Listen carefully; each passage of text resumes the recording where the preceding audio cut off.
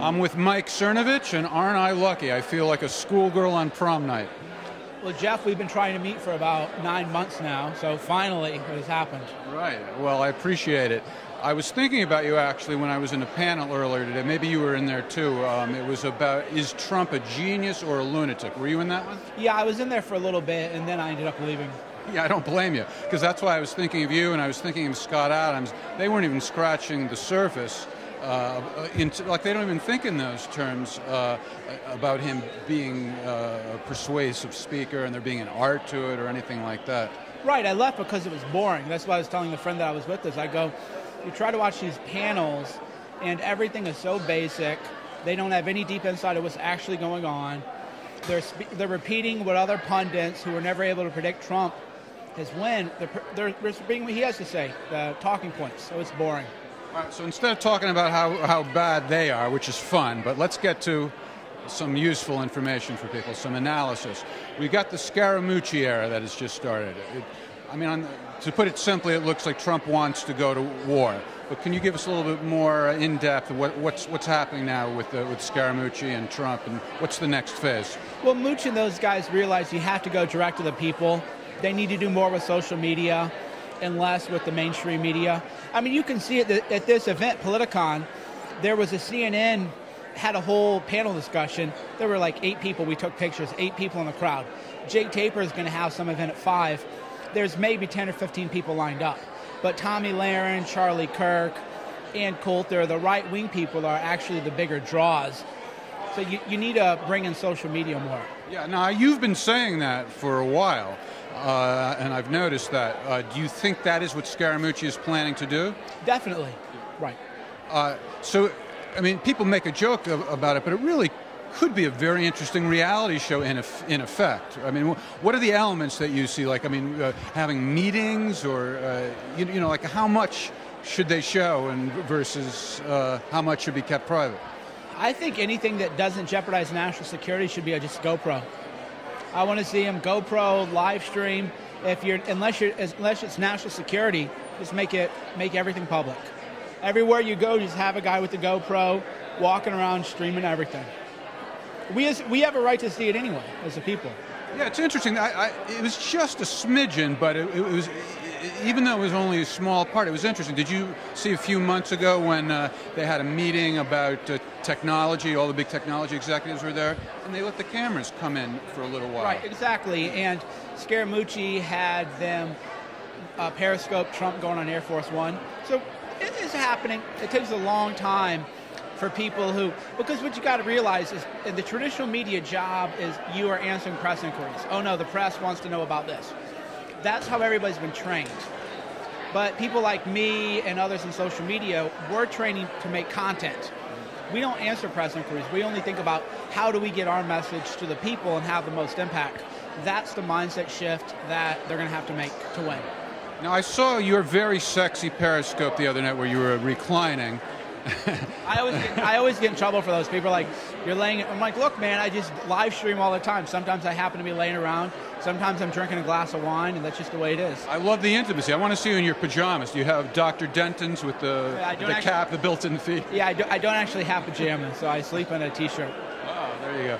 Well, you were talking about, you were giving your comments about what's really the story when the troops are out there and how there's just no time to be dealing with everybody's sensitivities. But I wanted to ask you more about strategy. It seems, I'm not complaining, but it seems to me Trump was maybe a little harsher than he needed to be. I don't know if that was a negotiating tactic or not, but do you think there's any strategy to him speaking so strongly about that issue? You got to rile up the left. They want to shut down Christian bakers. They're coming after us, disrupting our events and everything like that. So he just wanted to rattle their cages a little bit. So I've heard other people suggest it's like, well, he wants to make it a campaign issue. It'll help. Yeah, you make them die on that hill. Make the Democrats die on that hill. It's a marginal issue. It's a dumb issue that we shouldn't be talking about all the time. These dumb gender bathrooms, and it's a marginal, not even 1% of the population. It's 1/3 of 1% of the population. And everybody wants to make it a big deal. Everybody wants to make it every story. People are getting burned out about that, especially the kind of people in those Rust Belt crucial states. They want jobs, man. They're tired of this frivolous BS that we deal with every day. The Russia nonsense. Real issues is what people want to talk about.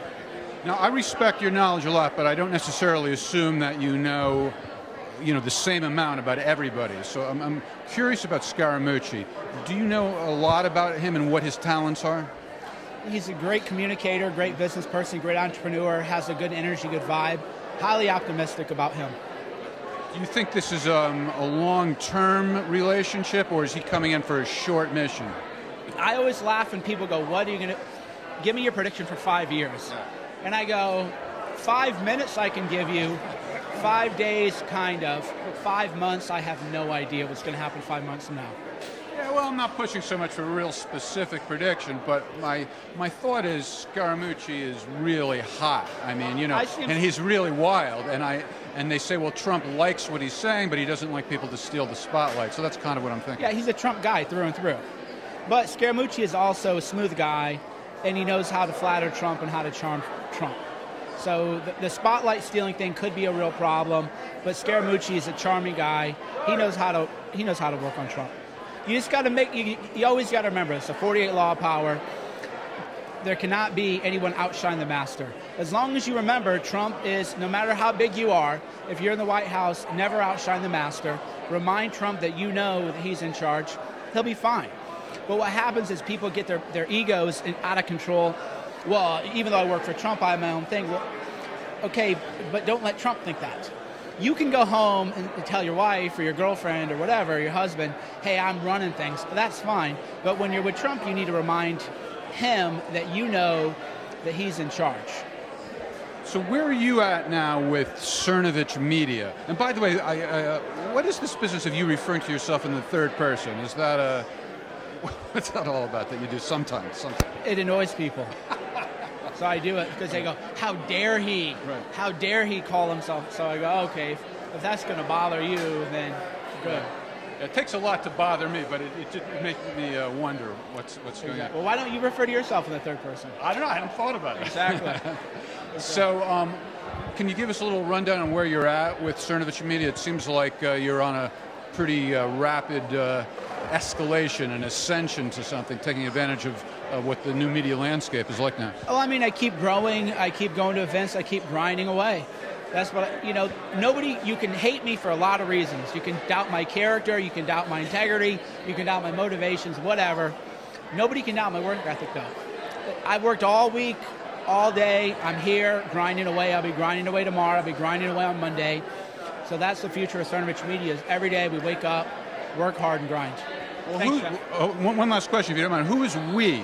It's obvious that you're working here, but it seems like there's some other people involved. Just wondering what the extent of the operation is. I have my Facebook guy with me, so I don't run Facebook anymore. So I have a great Facebook video team running Facebook. But we is just we the people. Every time you say I, what about we? It's a collective movement of people sharing articles, sharing links on social media. Without people sharing my articles and links, I would have a diary.